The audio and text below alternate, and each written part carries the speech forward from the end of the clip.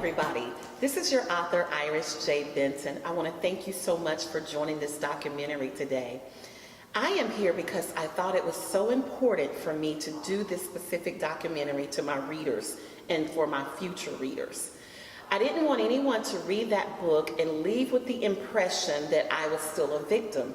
I've had many questions about the book. A lot of people have asked me, was a lot of the things true that I wrote about? Absolutely.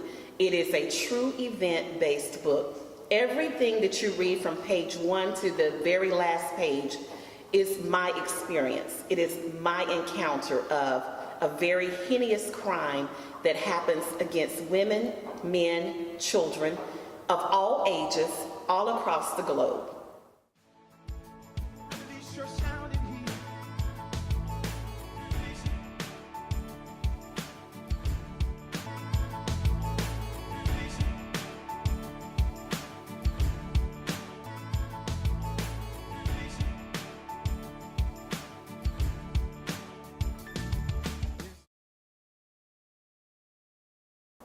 So I wanted to take the time to come in, sit in this documentary so that you can get the one-on-one with author Iris J. Benson. As many of you know, I am a resident of Concord, North Carolina. I was raised and reared here by my grandmother. So I went to Concord High School, and I want to give a shout out to all of my Spider Nations out there. And upon graduating from high school, I became a mother. I had my first child at the age of 18. Her name is Courtney. And if you have read the book, she, of course, is Denise in the book. And then after having Denise, I had my middle son, who is Tyron, who is currently he's serving the U.S. Army. And we just, want to thank God for what he's doing for his country. And so I was a single mother for many, many, many years. Contingent upon me being a single mother, I often thought I knew who I was. I thought, just like every woman in the world, we all dream of having that perfect husband, the picket fence, having our children, raising our children in two-parent homes. And I was honored and privileged to experience that. So I met my husband at the age of 28. At the age of 27, and we married when I turned age 28, and we had our first child, and so that gave me 3 children. And when I married my first husband, I was inexperienced because I'd been single all my life. And it was a wonderful marriage. I loved my husband, I loved my family. And I think what happened was when I initially met Nicholas, who is the character in the book, he is my husband in the book, I did not take the time to really get to know Nicholas. I knew of Nicholas, but I didn't know Nicholas.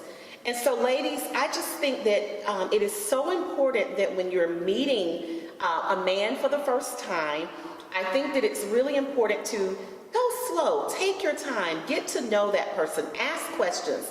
Because initially what happened is there were some red flags that I obviously overlooked. And that's because, I was blushing, I was glowing, I was girly acting, and I was just excited that a man had come into my life and accepted me for who I was with 2 children at the time. And so with that being said, I think it's really important. I think it's very essential to get to know a person when you get involved. Don't be afraid to ask questions. Don't be afraid of the signs, because a lot of times, typically what we do as women, when we see the signs, for whatever reason, we obviously ignore them.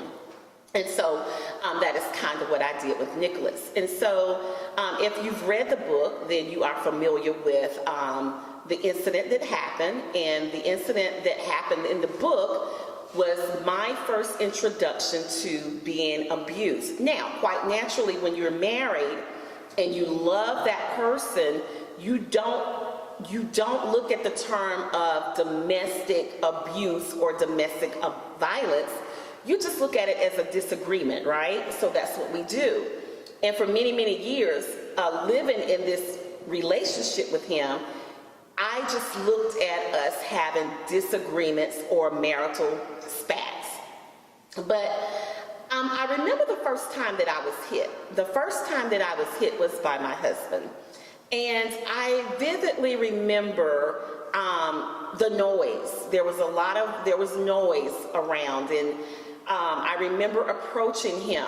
Now, for many, many years, I blamed myself because the initial abuse began with me slapping him. Well, you know, what woman doesn't do that? Your husband doesn't come home for a few days. He walks into the door nonchalant as if nothing has happened. And what are we going to do? Your first thing is you're not thinking rationally. Your first thing is to retaliate. You're angry, you're mad, and you want to know what's going on. And that's what led up to the first abuse. So when Nicholas in the book doesn't come home for a few days, you'll have to get the book to find out why he didn't come home. But when he didn't come home for a few days, it angered me. And when we tentatively become angry, our whole being changes. Being angry brings out a physical part of you, and so that's what happened with me. So he walked in the door and I slapped him. Yeah, I'm guilty for that, and I did slap him, but when I slapped him, his reaction was to hit me back, and that's what we've been taught. If someone hits you, you hit them back.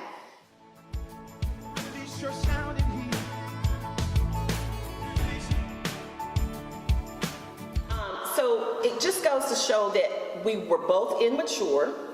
We had not matured in understanding how to sit down and to discuss things when they become of essence that we need to have a conversation. So we both reacted physically. That would turn into more years of emotional abuse and some physical abuse. And so what happens as women, we become bitter. We develop this bitter energy. And with that bitter energy comes, you just lose respect. You lose trust for your partner. And I was there. I lost respect and I lost trust for my partner. And again, I want you to read the book. I want you to get the book and understand how I got to that phase in my life. And so eventually what happens with that is this: once you start losing trust with your partner, then there will always be that knight in shining armor, for whatever reason, that comes into the picture. And so my knight in shining armor would be Devin. And so when you get to part 2 of my book, you read about Devin, and I meet Devin, who was very charming. He was very understanding of my needs. I was at a vulnerable state, and I felt that I could trust him. I felt that I could share all of my marital problems with this person, and I felt safe with him. And so what happens is I went into this new relationship with someone that, again, I did not know. I knew of him, but I did not know him. And so what would happen with that relationship would be it would just be the same with my marriage. It would again turn into chaos. It would again turn into physical violence. It turned into emotional. It turned into verbal abuse.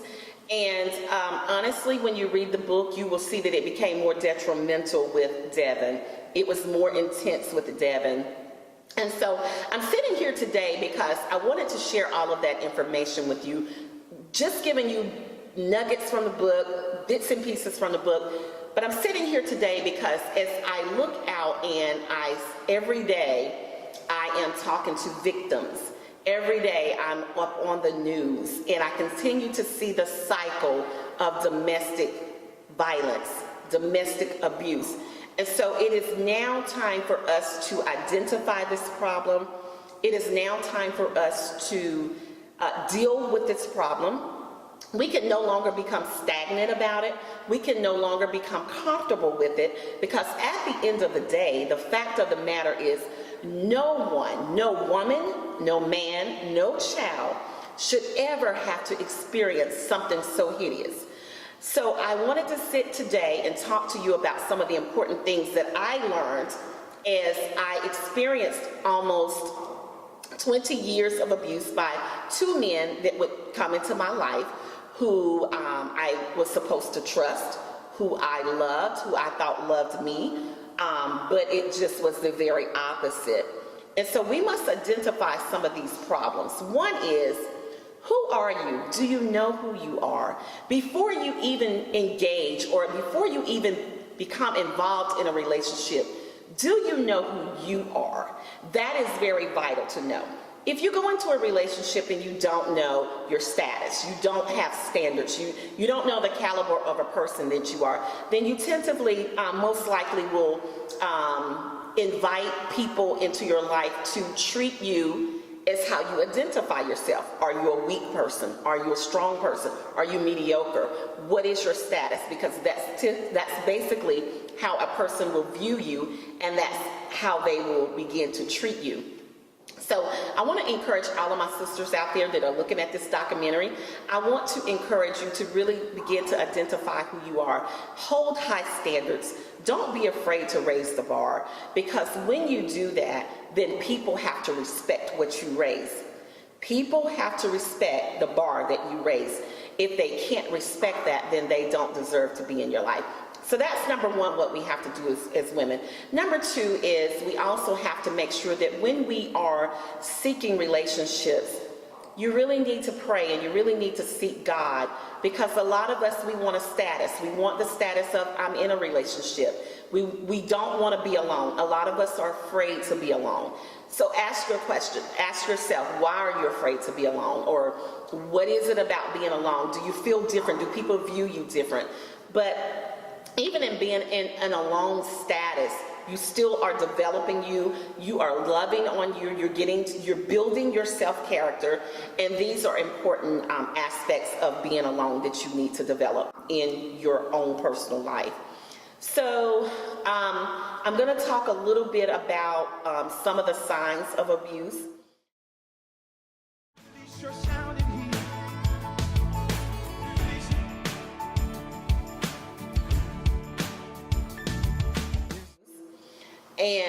And then after we talk about some of the signs of abuse, I want to talk about how important it is to have a support system. If you are viewing this documentary and you are a woman who is currently in a domestic violence relationship, a relationship can be intimate. If you have an intimate partner, just someone that you're intimately involved with, and they are abusive to you, you still fall under the umbrella of domestic abuse, okay? So that's going to be important to know. But some of the common signs of abuse are, as we all know, verbal abuse. Tentatively, when we think of the term domestic violence or domestic abuse, people automatically think of it as just being the physical aspect of it, and that is just one part of it. But for me, it really began as more of emotional. So let's talk a little bit about the emotional abuse. Emotional abuse can be that when you really love someone and you've put all your time and your energy into that relationship, they're non-receptive to it. You're not getting that same energy back. And so what happens is when your partner's not being receptive to what you're given, it kind of makes you feel down, and you start feeling bad, and you start feeling like you're not good enough. Emotional abuse can also be when your partner does not, if your partner doesn't hold you. If you're making love to your partner, and after you've made love to your partner, he or she walks out of the room, or they get up and you're not getting that emotional wrap from them, and you feel the effects of that. And then there is verbal abuse. Verbal abuse could be so detrimental to your mind, to your health. It can physically make you sick. Verbal abuse is when they call you derogatory names, when they call you names of animals, or when they curse you to the extent that it's just too hard to hear and too hard to bear. Verbal abuse could just be just calling you things that just make you feel as low as the dirt to the ground, and you have no way to bounce back from that. Once you allow your abuser to begin to verbally abuse you, because I think at the beginning a lot of them text you first, and they want to see how far they can go with you. So when you begin to accept the verbal abuse, it is very hard to unravel that because you've allowed him to speak to you that way. So what I would encourage you to do is when your partner begins to verbally abuse, the first time that they begin to verbally abuse you, you need to stand up at that very point. And you need to tell them that you will not allow them to speak to you in that manner. And not only do you have to stand up, but you have to mean it. So you have to be mindful of what you're saying to them, and you have to stand behind what you say. Say what you mean and mean what you say, because that can potentially put your partner back into a place that, or space, that they know that they cannot verbally abuse you. So that is very important. Now, with the physical abuse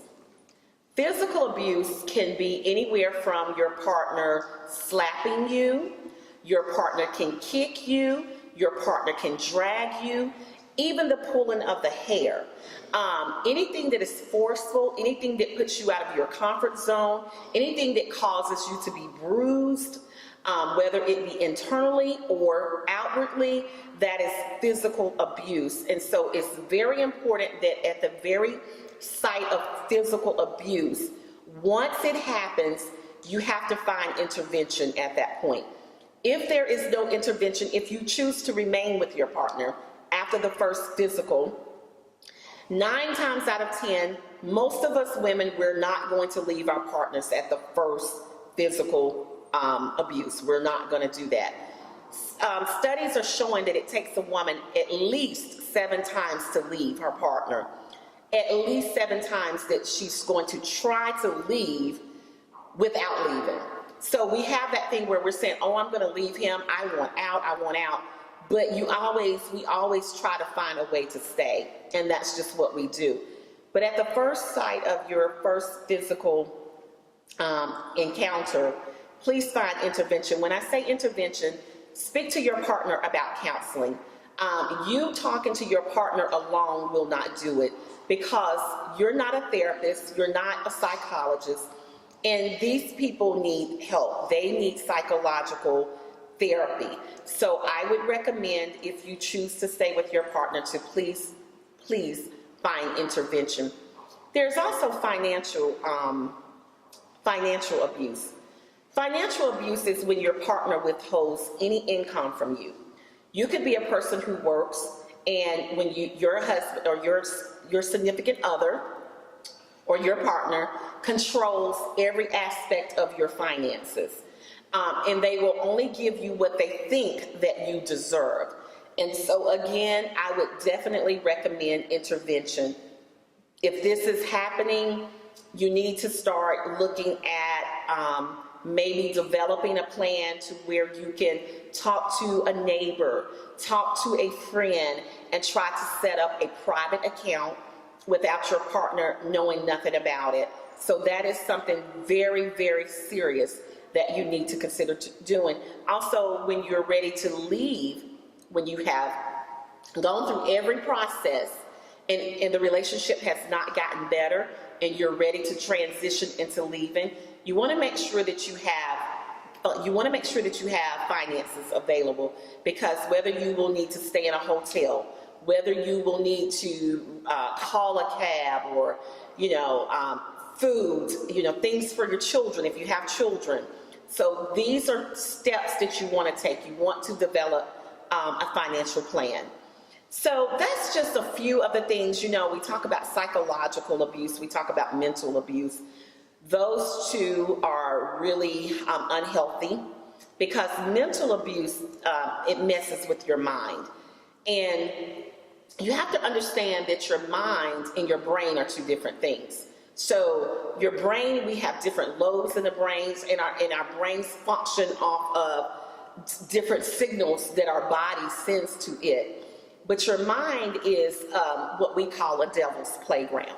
Your mind can cause you to think things that aren't happening. And when you think of some of the mental abuse that abusers impose on you, these are some of the psychological issues that they have. They may accuse you of things that you're not doing. But what will happen is, if they repetitively continue to accuse you of things, your mind will start to begin to process it, and then you start thinking that you're really doing the things that they are accusing you of. I was that way. There was a season, a period in my life that I was being accused, and I started thinking, well, did I really do this? Or maybe I did do this, when in fact I never did anything that I was accused of. But because it was being imposed on me every single day, I began, and you will begin to think that you are doing things that they say you're doing, and in rationality, you're not. So those are just a couple of things that I wanted to talk to you about regarding domestic abuse and violence. The last thing that I want to talk to you about today is the importance of having a support system. I really thank God that I had family and I had friends that I could depend on. And yes, I'm sure that they were frustrated with me, and they were probably more angry with me than they were with my partners, because what happens is, at some point they begin to look at you and they realize that it's really not anything wrong with a partner, but it's something wrong with you, because you are allowing yourself to stay in this position day in and day out. But I really want to thank God for my family and friends who never turned their backs on me. I have one particular friend who's in the book. Her name is Skylar. Skylar and I have a long history. We actually knew each other from kindergarten all the way to when we graduated from high school. You know, how amazing is that? Like, how many people can honestly say that they still have friends from kindergarten to high school and they still have a relationship? So although we are sisters, and we don't have the same mother, we don't have the same blood. Well, we do technically have the same blood because we are believers of the body of Christ. But she has been adopted as my sister. She's also godmother to my middle son, Tyron. And so, but there were many nights that I called her. In fact, she was with me the whole entire 6.5 years that I was with Devin, who is in the book. So the whole entire 6.5 years, she walked that journey with me day in and day out. And so I want to talk to you about, especially to you who are remaining silent. If you're looking at this video and you are a woman who's being abused and you're silent about it, I really encourage you to find someone that you can trust. Maybe you don't trust anyone at church, or maybe you don't trust anyone on your job, or maybe you don't. You have to reach out and try to find somebody that you can vent to. Venting is a lifesaver, because you're now silent and you've got all this stuff bottled up in you. And it's just impacting your insides, till eventually it has to have a way of escape. You know, when you think of something that's being compressed inside of something, it builds and it builds until something blows. And so eventually you will have a blow moment, and I don't want your blow moment to be your last moment. So you have to find someone that you can trust and that you can talk to about your abuse. And so I was able to talk to these people. Skylar was there every day, and I had a number of other friends that you will see as we did our photo shoot today. I had co-workers, because Devin I actually met on my job. And so a lot of the abuse that that stemmed from him happened while I was at work. No, my managers didn't know. A lot of my coworkers didn't know, but there were certain people that I trusted that I could go to, and I could say, hey, you know what? This is what he's doing to me on the job, or this is what's happening. And they really kept me sane. So today I'm privileged to have my very dear, my BFF, my dear sister, Skylar, but I will let her real name is Margaret. And Margaret is going to come and sit with me, and we're going to talk about what that moment was like for her. Those 6.5 years of being on the phone with me day in and day out, having to continuously reiterate to me the importance of being healthy, reiterating to me the importance of having a healthy mind, a healthy relationship, and this is what you need to do, and this is what you need to do. But at the end of the day, I still chose to do what Jean wanted to do, and those ways cost me so much pain. So I want you to understand, and I want you to hear it coming from somebody who is on the other end of that phone, who will be listening to you each and every time you call, and how it affects them. We'll be back in one moment.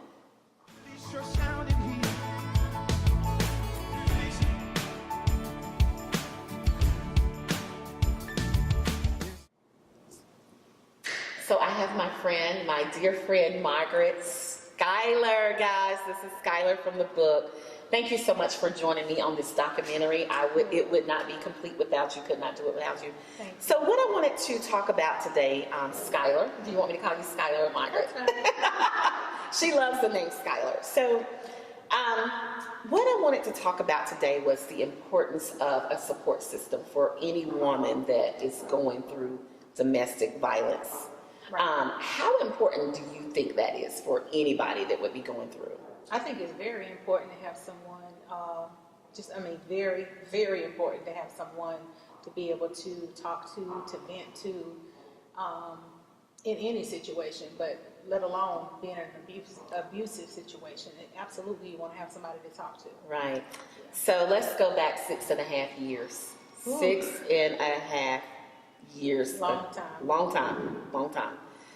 The first time that I called you and I said, oh my God, he's hit me. What was that like for you? Like, was there a different energy level going through you, or was it a shock, or, what is that like for someone like you're on the other end, you're the listener, and I'm calling in, and I'm saying, oh my God, he's hit me. What does that do to you? What does that feel like? I was shocked because this was someone, like you said in the beginning, bought the flowers, was nice and sweet, kind of wooed you and swept you off your feet, and then for you to call me, I thought everything was okay. Right. And then for you to call me and say that, that he had hit you, it was a shock for me. Yeah. And I remember that day, and I was just kind of like, oh my God, like, why? My first initial thing was, why did he hit you? Right. Were y'all already fussing, and did it lead up? Something happened to lead up to this? But yeah, it's very shocking. Yeah, it is. And even for the victim, Mm-hmm. because when you love somebody, like I was still telling the audience earlier, when you love somebody and when they first hit you, you kind of are like, why or wow, did this really happen? Right? Because I think for me, with Devin, because Devin was very quiet, he was non-sociable, and he was very sweet.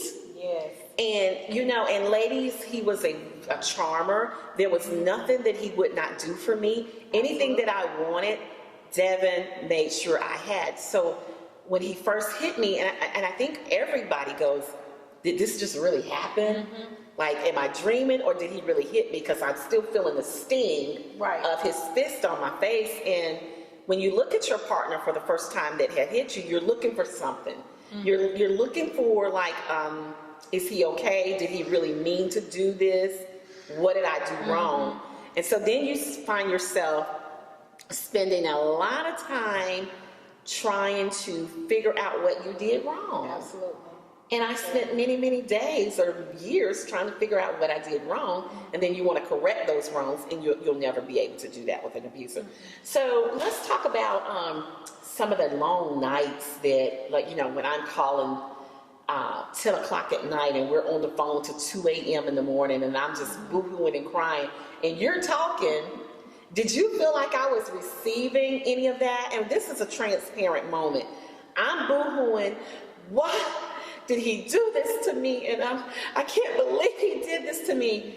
And you're talking to me. Did you feel like I was receptive to anything that you were telling me? I think at those times you were emotional, very emotional, and you needed to vent. You needed somebody to talk to you. You needed someone to tell you it's going to be okay. Don't worry about it. Not necessarily don't worry about it, but it's going to be okay. Let's just get through the night, and we'll deal with whatever we need to deal with tomorrow, or you guys will deal with whatever you need to deal with tomorrow. I don't think that you was receiving it, because in the back of my head, I'm thinking, again, you're just looking for that support just to get through the night, or to get Right. through this time. Right. Yeah. Just to get through this time. That's what I was thinking. Yeah. Because I knew, deep down, I knew, what I'm saying, you were very in love with Devin. So I knew, I said, she's going to try to figure out a way to make this work. So I knew during that time, this is just to help her to get through this time. Yeah. Did you find, was there any points that you got frustrated? Absolutely. Frustrated? Absolutely. And were there times that you were saying, and you can be so honest, because we're here to help somebody. Are there times that you wanted to say to me, don't call me anymore because you're not taking my advice, you're going to do what you want to do? Did you have moments like that? I did. I can honestly say I did not. Was I frustrated? Yes. It was days that I was frustrated because I was going through, my situation. I may have been going through a bad day, or a bad day at work, or something with my daughter. So I mean, we all have bad days. Yeah. And you might have caught me on some days that, well, I'm having a bad day, but it felt good to be there for you. And then also to know that you've had so many of our other friends that kind of sort of gave up. They were a bit frustrated and said, you know what, she's not hearing what I'm saying, so I give up. I'm having to let her deal with this alone. And I know it's not good to deal with a situation as abuse alone. Right. So I never thought about giving up. I just thought, okay, we're gonna have to deal with this and just take it one day at a time, or one incident at a time, and we just keep moving forward. And that's how I took it. But I got frustrated, but But you never gave up on me. I'm going to give up, because I knew everybody else had left. Yeah. So I was like, That's what you call turn your back, and they walk out on you. Thank you for not turning your back. Let's go back to the day, if you can remember, that I called you, and I was on my lunch hour. Devin had said something to me that was so bad that I didn't want to live anymore. Do you remember that? I called you, and I was in my car, and I was like, I don't want to live anymore. I just want to die. I want to give it all up. And you were at work, and you were like, oh my God. Can you talk a little bit about that? I can. I remember that day, and I just said, Jean, hold on. I just said, just hold on for a minute. Let me because I knew I had to get out from my desk and get outside so that I could really talk to you, and not sugarcoat it or cover it up. And I remember being direct with you that day, and I was like, you know what? Nobody's worth you ending your life over. Again, everybody has bad days. We're going to get through this. You're going to be fine. You're not going to do that, and it was just, I felt like you were really beginning to be at your lowest point. Yeah. But again, like I said, I knew I had to talk you out of that. Yeah. That was nothing but the end. Yeah. And the thing that you said is you get to your lowest point, and when you get to that lowest point, you forget family, you forget your children, you forget friends, and you're so consumed into that one person that you just think you don't have anything to live for. But I just want to let you know that you have so much to live for. Like she said, get through that moment, and you can get through the rest of it. You can get through it. So this is why we're talking to you about the importance of having a strong support system. Margaret, one other question that I want to talk to you about is that you got to experience Devin firsthand being abusive to me. Talk about that. Oh my gosh. I think that time the first time was verbal abuse, and just not having an understanding of logic. And I said, okay, I'm here, I'm in town. Let me see if I can talk and see, if it's a different voice or a different person, maybe he will respond differently. And my experience with trying to talk calmly and to be logical with him, he just totally exploded and began to verbally abuse me. Right. And I was like, wow.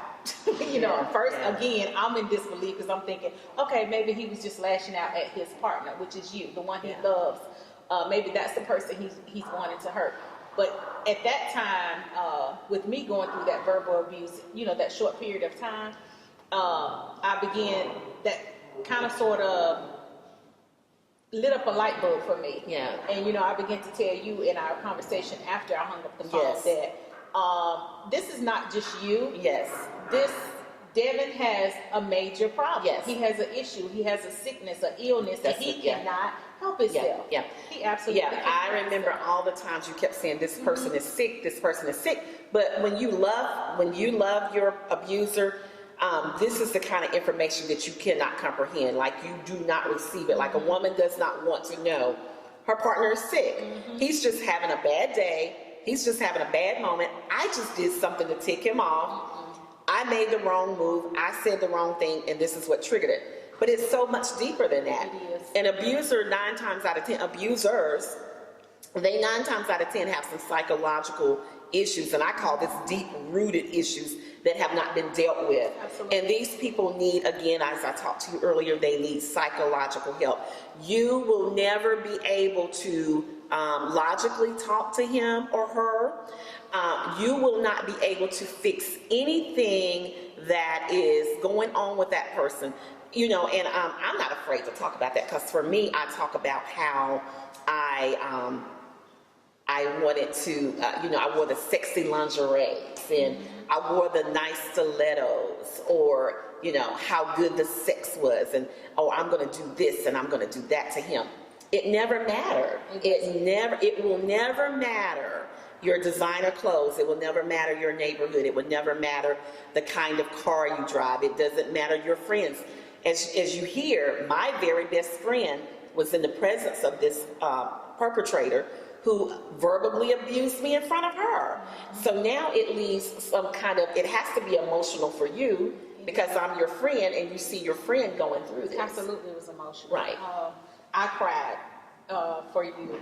I prayed for you so many nights because I knew, I'm like, something, and I used to always tell you this, I was like, something tragic has to happen in order for you to wake up and get out of this. Otherwise, somebody's gonna die.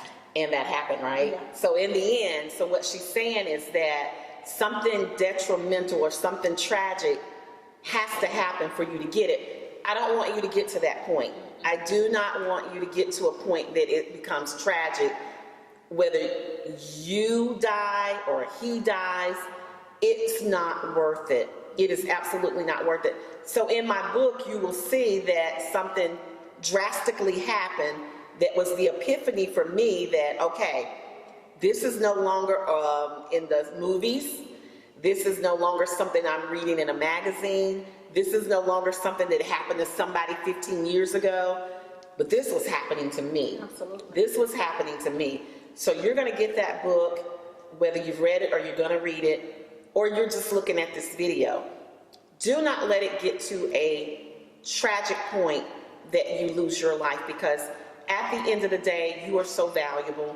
You are so needed. You are so loved. And granted, don't put so much energy and focus on him. I keep hearing this, I listen to a lot of motivational speaker. What you think on constantly is what you feed. If you're thinking on that person so much, you're feeding your spirit to just think on that person, and everything else is just noise to you, or everything else is just a shadow in your life. But I want you to be the front and the center and the head of everything involving your life. I want you to think on how beautiful you are. I want you to know how intelligent you are, how beautiful you are, and you're needed. And so this was the purpose of me sitting here today, is that I wanted you to know that I am a survivor. I'm no longer a victim.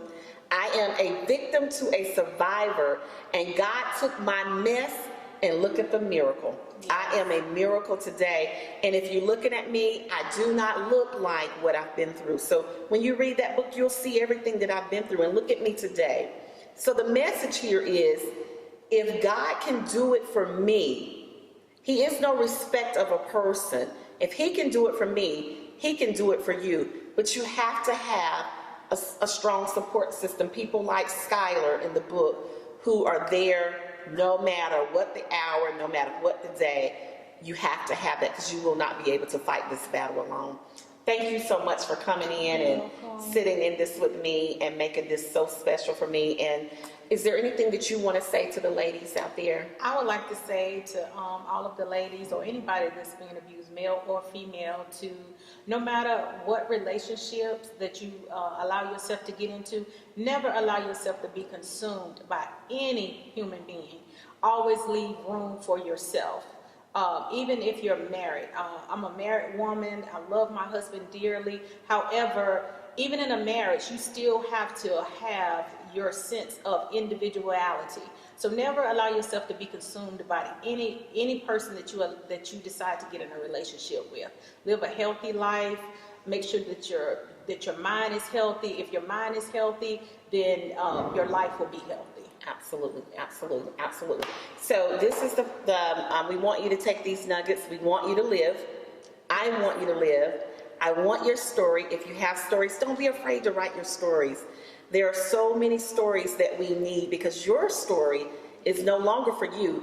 Your endurance of this is no longer for you, but it's for the next victim. And that's what my story is for you. You have a story for somebody else. So let's get those stories out there. Let's build a strong sisterhood. Let's build a strong women empowerment circle so that we can all connect and we can all be there for each other. I love you guys. Thank you so much. There's beauty in my brokenness. I've got true love instead of pain. There's freedom though you captured me.